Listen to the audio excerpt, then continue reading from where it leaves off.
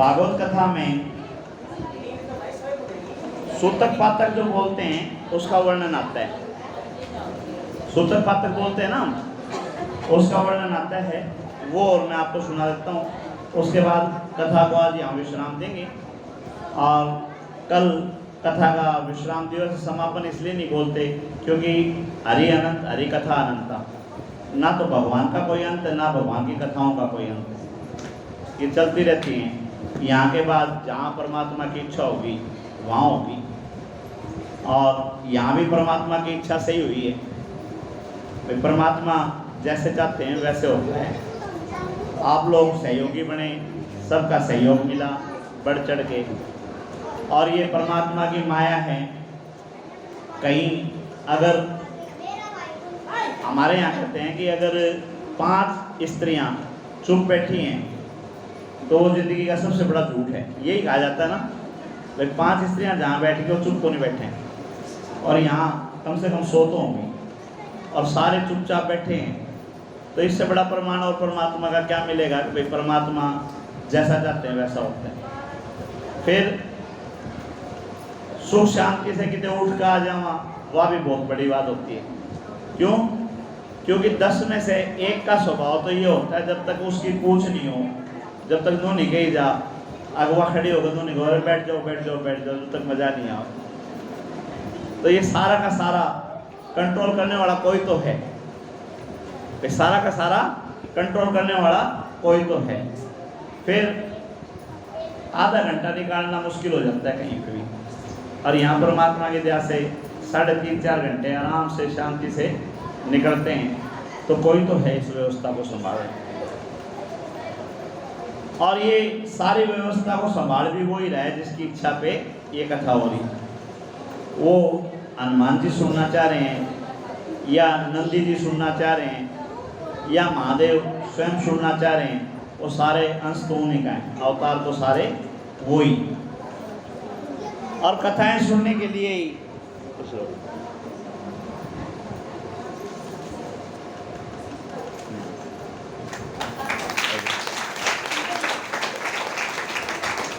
ये कथाएं सुनने के लिए ही हनुमान जी जो हैं भगवान राम के साथ नहीं गए थे। एक छोटी सी कथा में मैं और सुना देता हूँ आपको। जब समय काल पूरा हो जाता है तो जाना सबको पड़ता है। ना राम रहे, ना रावण रहे, ना कृष्ण रहे, ना कंस रहे, ना दारा सिंह रहा, ना अटल बिहारी वाजपेयी रहे, ना इंदिरा गांधी रही, न राजीव गांधी रही। रहना यहाँ कोई भी नहीं, चाहे मोदी जी हो चाहे हम हों, जाना सब ने। जब भगवान राम इस संसार को छोड़ के जाने लगे, उस समय उनके दिमाग में आया कि हनुमान जी जो सूर्य देवता को अपने उदर में उतार के थे, वो काल को भी हराने में सक्षम है, काल को भी हराने में सक्षम है, और महाकाल का ही अवतार ये हैं, महादेव का ही तो अवतार हैं। तो कहीं कोई बाधा ना हो जाए, रुकावट ना आ जाए, इसके लिए उन्होंने एक लीला रची थी। उस लीला में उन्होंने हनुमान जी से कहा कि मेरी अंगूठी इस छेद में पड़ेगी।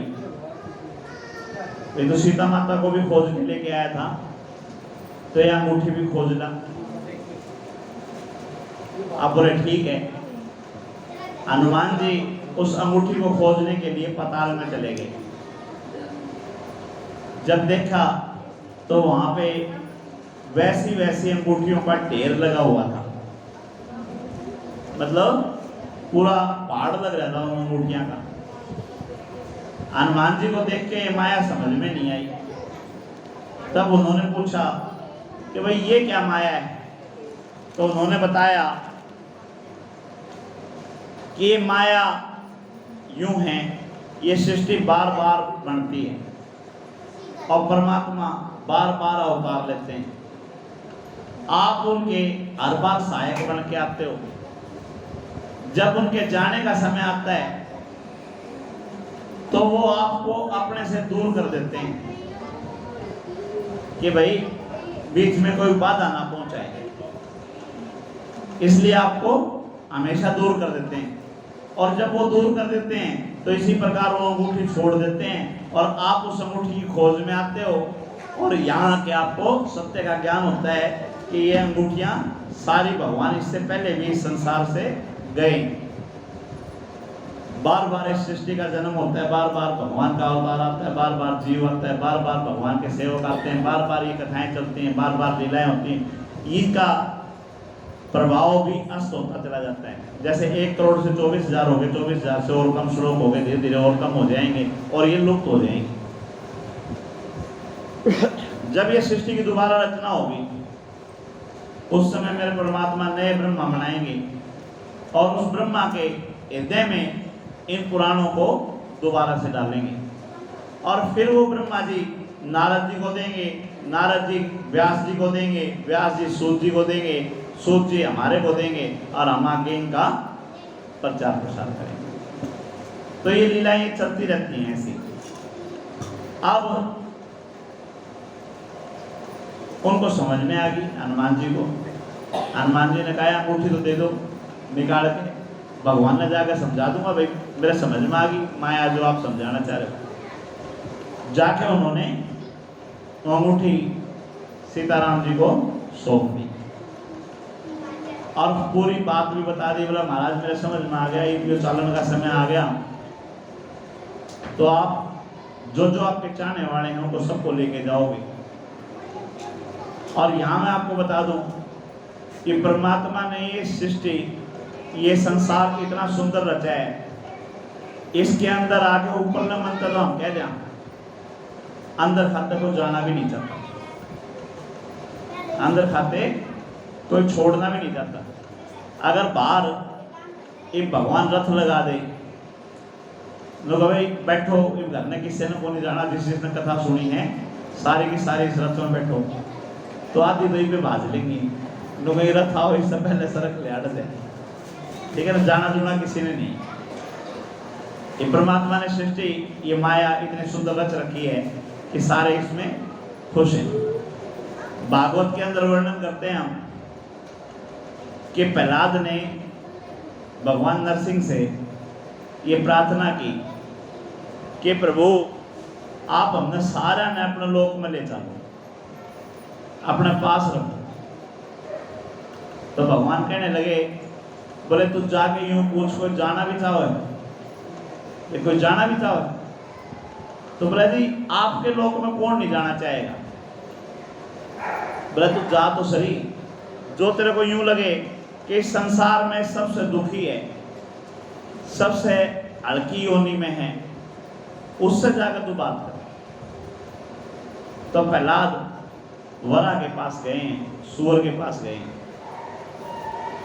और सूअर के पास जाके कहा कि भाई तेरी योनि तो सबसे निकृष्ट है, और परमात्मा ने आज आदेश दे रखा है जो चलना चाहे रथ में बैठ लो।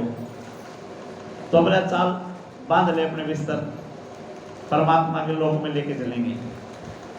उस सूअर का क्या जवाब था? उसका जवाब ये था, पहले मेरी घराड़ी थे बड़का था, मूल तो लेने दे मैंने, वे जान भी देंगे कि नहीं। तो प्रहलाद बोले चल फिर ये पे पूछ ले। उसी समय वहां चले गए, जाके उन्होंने पूछा कि ऐसे ऐसे प्रहलाद के पास भगवान का नौता आया है कि जाना है, तो नुकरो बिस्तर बांध लो, अब परिवार से ही चलते हैं वहां पे। तो सूर्य का क्या जवाब था? क्या जवाब था जी? सूर्य को प्रिय क्या होता है जी? माल पसंद होता है। तो उसने पूछा हमारा वो माल मिलेगा नहीं मिलेगा वहां पे, है जी? भाई वहां पे स्वर्ग में विष्ठा मिलेगी या नहीं मिलेगी? तो प्रहलाद जी ने नाक पकड़ दी, बोला भाई स्वर्ग में यो तो नहीं मिले, और सब कुछ मिल जाएगा जो तू चाहोगा, लेकिन विष्ठा नहीं मिलेगी। बोला ना मिले तो हमने कौन जाना, तू ऐसा। तो ये हकीकत है, जाना कोई नहीं चाहता, कोई नहीं। सात सूतक और पातक का शिव पुराण में वर्णन आता है। व्यास जी ने कहा है, भगवान अब आप मुझे यह बतलाइए कि महानरक के अधिकारी पापी जीव कौन है। जो ये महानरक का जिक्र आता है उसमें जाता कौन है, उसका अधिकारी कौन है। सनत कुमार जी बोले 4 प्रकार के मानसिक कर्म होते हैं। दूसरों का धन लेने की इच्छा करने वाला, दूसरे की स्त्री की इच्छा तथा चित्त से बुरा विचार कर काम का विचार तथा अभिनिवेश।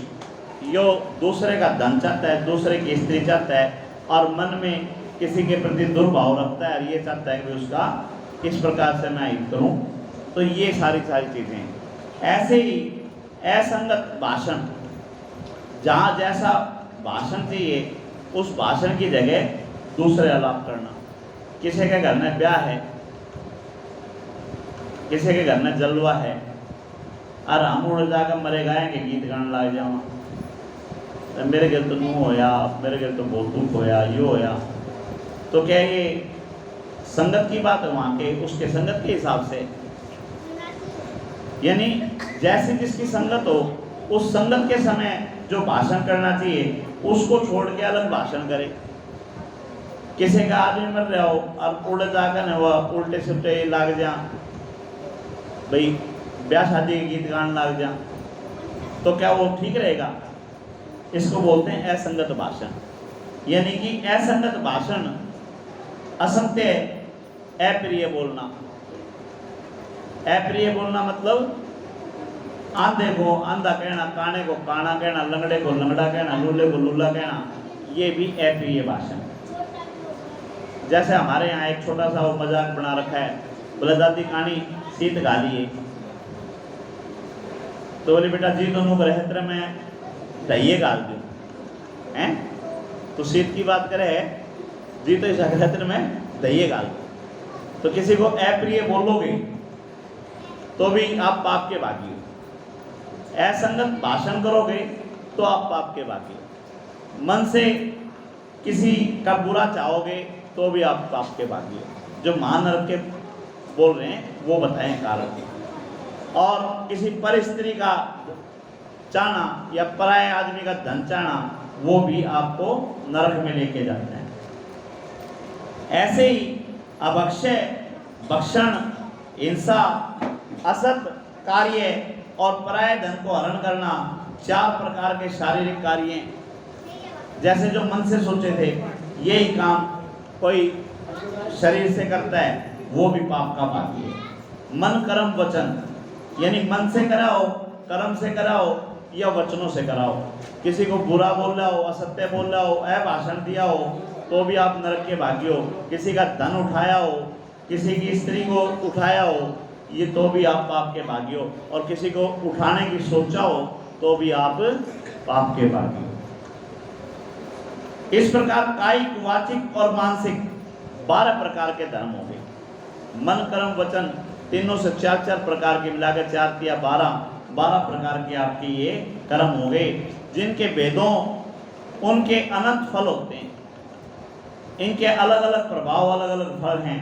जो मनुष्य महादेव की निंदा करते हैं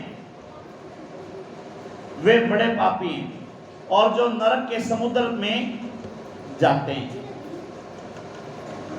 जो मनुष्य शिव गाथा के करने वाले तपस्वियों तथा गुरु और पितरों की निंदा करते हैं वे सब घोर नरक के प्राप्त करने वाले। जो शिव पार्थिव व पूजन को नमस्कार नहीं करते तथा शिव जी के भक्तों से द्वेष रखते हैं, सभी शिव की निंदा के समान ही महापापी हैं। यानी जिसने शिव की निंदा करी या शिव की निंदा ना करके शिव के भगत को की निंदा करी या शिव जी का प्रसाद ठुकराया, तो वो सारे समान रूप से पाप के भागी हैं। इसी प्रकार ब्रह्म हत्या करने वाला, यानी ब्राह्मण का कोई अंश है उसको मारने वाला, वो फिर चाहे काल भैरव ही क्यों ना हो, ब्रह्मा जी की ही हत्या क्यों ना की हो, चाहे देवराज इंद्र ही क्यों ना हो, उसने भी अपने ऋषि की हत्या क्यों ना की हो, तो फिर वो ब्रह्म हत्या के दोष में। गुरु पत्नी के साथ गमन करने वाला, ब्राह्मण के संकल्पित दान को वापस लेने वाला, संकल्प करके दान छोड़ दिया और फिर किसी भी कारण से बोले लायो दे मन्ने दे मैं बोल दूंगा, तो वो भी पाप का भागी है। निर्दोषी को दोष लगाने वाला, जिसका कोई दोष ही नहीं है, जिसकी संतुष्टि ही नहीं करी, जिसकी तसल्ली ही नहीं करी, सिर्फ सुनी सुनाई बात करके उसको दोष लगा दिया, भाई फलाना कौन था, भाई तेरे साथ कुछ हुआ हो तो बता। दूसरे ने कह दिया, उसकी सुन के आपने किसी को दोष लगाया, तो निर्दोष को दोष लगाते हो तो भी आप मान नरक के भागी हो। अपनी विद्या के अभिमान से उदासीन और श्रेष्ठ ब्राह्मण को निस्तेज करने वाला, एक अष्टावक्र की कथा आती है, सुनिए अष्टावक्र की कथा। कौन थे अष्टावक्र? राजा जनक के यहाँ धर्म सभाएं होती थी, धर्म के मंच लगा करते। उसमें एक ऋषि ने ये घोषणा करवा दी, भाई जो मेरे साथ शास्त्रार्थ करेगा, अगर वो हारेगा तो उसको जल समाधि लेनी पड़ेगी, और जीतेगा तो उसका घर धन दौलत से भर दिया जाएगा। अष्टावक्र के पिता शास्त्रार्थ करने के लिए चले गए, ऋषि ने उनको हरा दिया। ऋषि ने जब हरा दिया तो उसके पिता को जल समाधि लेनी पड़ी। अब जब बच्चा थोड़ा बड़ा हुआ तो उसने अपनी माँ से पूछा, मेरे पिता हैं कहाँ, मेरे पिता की गति क्या हुई थी ये बता। तो माँ ने सारी बातें उससे बता दी। अल्प आयु में ही उसने अपने मामा से गुरु शिक्षा ली और जल्दी सारे वेद शास्त्र कंठस्थ करके उसने माँ से आज्ञा ली कि बोला माँ ये मनुष्य शास्त्रार्थ कर कहाँ दे। अब माँ बोले बेटा ना, हमने बोले करना शास्त्रार्थ, भाई हमने नहीं करना शास्त्रार्थ, कोई बात होगी उच्च नीच, तेरे पिता की तरह तेरे को भी जल समाधि लेनी पड़ेगी। तो बोला ना, जाऊंगा। अपने गुरु, अपने मामा से, अपनी माँ से, दोनों से आज्ञा लेके वो वहां पे चले गए। शरीर से वो अपाहिज थे, 8 जगह से मुड़े हुए थे, इसलिए उनका नाम अष्टावक्र था। मतलब शरीर 8 जगह से मुड़ टूट रहा था। जाके धर्म सभा के अंदर उन्होंने सेवकों से कहा कि मेरे को अंदर जाने दो, शास्त्रार्थ करना है। अब वो हंसने लगे, बोले तू शास्त्रार्थ करेगा, भाई सारा शरीर तेरा उल्टा सुल्टा है, अब तू शास्त्रार्थ करेगा। तो उसने कहा जाके संदेश दो। अब अंदर जब संदेश गया कि ऐसे अष्टावक्र आया हुआ है, 8 जगह से मुड़ा टूड़ा है, चला जा नहीं रहा, हाथ कितने रखे हैं, पांव कितने जान लग रहे हैं, वो शास्त्रार्थ करने की कह रहे हैं। तो उसको बुला लिया और बुलाने के बाद सारी राजसभा हंसने लगी। तो हंसने लगी तो अष्टावक्र भी हंसने लगे। जब अष्टावक्र हंसने लगे तो सारे चुप हो गए। सबने चुप होकर पूछा कि भाई हम तो हंसे, समझ में आ गया, तू क्यों हंसा? तब अष्टावक्र ने कहा कि तुम कुम्हार पे हंसे थे या कुम्हार की बनाई कलाकृति पे हंसे थे। इतनी बात कहते सबके होश उड़ गए। तो सबने पूछा इस बात का मतलब, बोले भगवान जिसने जीवों को रचा है वो कुम्हार है, और हम जो जीव बना रखे हैं, कोई घड़ा बना दिया, कोई सुराही बना दिया, कोई गिलास बना दिया, कोई कटोरी बना दिया, कोई कुछ बना दिया, हम उसकी कलाकृति हैं। अब उसने कलाकृति क्या सोच के बनाई? कोई 6 फुट की बनाई, कोई 5 फुट की बनाई, कोई 3 फुट का बनाया, कोई आदमी बनाया, कोई जानवर बनाया, कोई 8 जगह तक मुड़ा टुड़ा बनाया। अब वो तो वो जाने। थम बताओ, हमने कलाकृति पसंद नहीं आई या कुमार पसंद नहीं आया, किस चीज के ऊपर हंसे थे?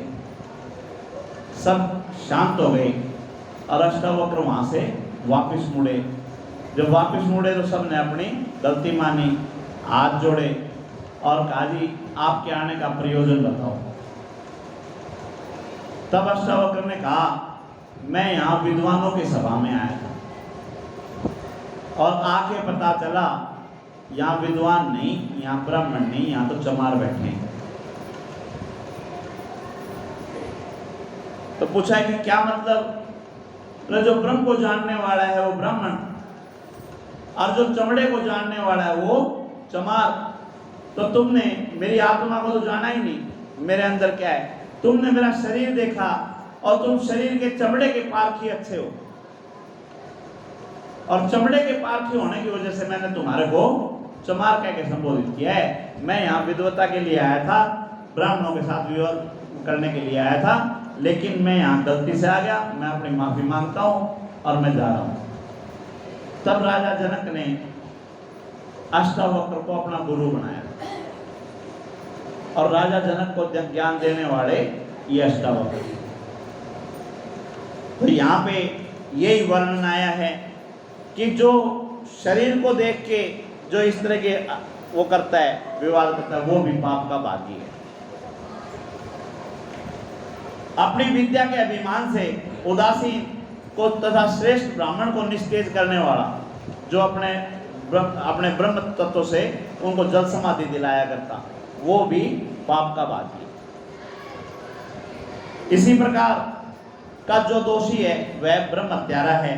यदि कोई ब्राह्मण वेद पढ़कर भी शिव के ब्रह्म ज्ञान को त्यागता है, जो देखो दो चीजें होती हैं, एक अनजान बच्चा है जो किसी चीज को जानता नहीं, और एक सारी चीजों को जानने वाला है, तो दोनों की सजा एक नहीं हो सकती।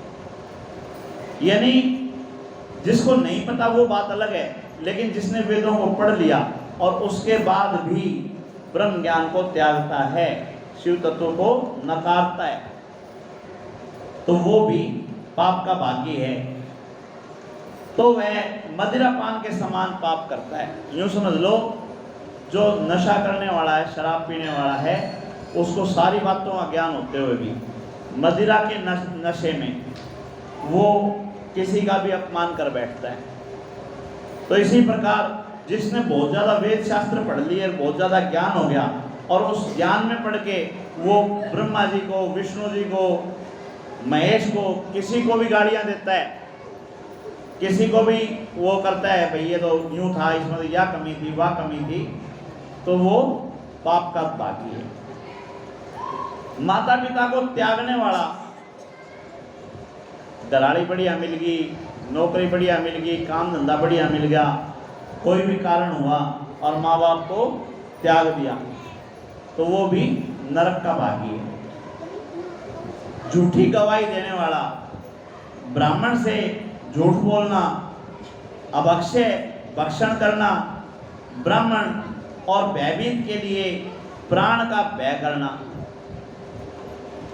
गऊओं के मार्ग में, वन में या गांव में अग्नि लगा देना, इस प्रकार के कार्य करने वाला भी नरक का भागी है।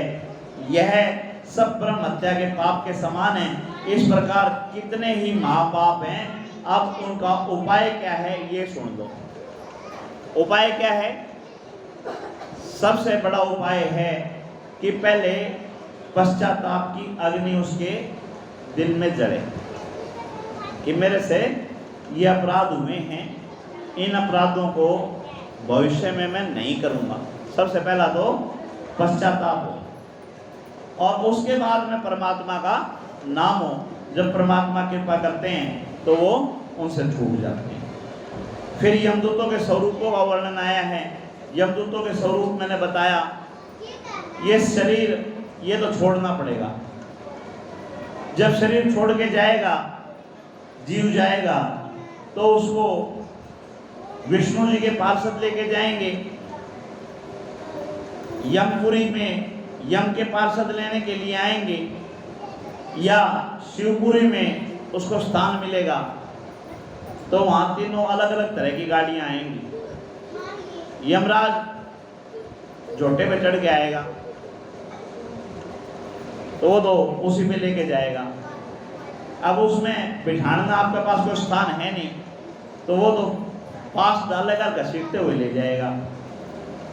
अब इसी तरह से शिवपुरी और यहाँ है विष्णुपुरी में बढ़िया एसी वाली गाड़ी भेज देंगे, खान पीने की व्यवस्था कर देंगे, ढंग से ले जाएंगे। तो किसने कहाँ जाना है वो उसकी इच्छा है। भागवत के अंदर लिखा है जो विष्णु का नाम लेगा, जो श्री हरि विष्णु जी का नाम लेगा, कृष्ण भगवान का नाम लेगा, उनकी कथाएं सुनेगा, उनके भजन सुनेगा, उनकी सेवा करेगा, उसको उनके पार्षद लेके जाएंगे। जो शिव जी के भजन करेगा, शिव जी की कथा सुनेगा, शिव जी का प्रसाद ग्रहण करेगा, शिव जी की सेवा करेगा, शिव जी का त्रिपुंड लगाएगा, शिव जी की रुद्राक्ष धारण करेगा, उनको शिवपुरी में स्थान मिलेगा।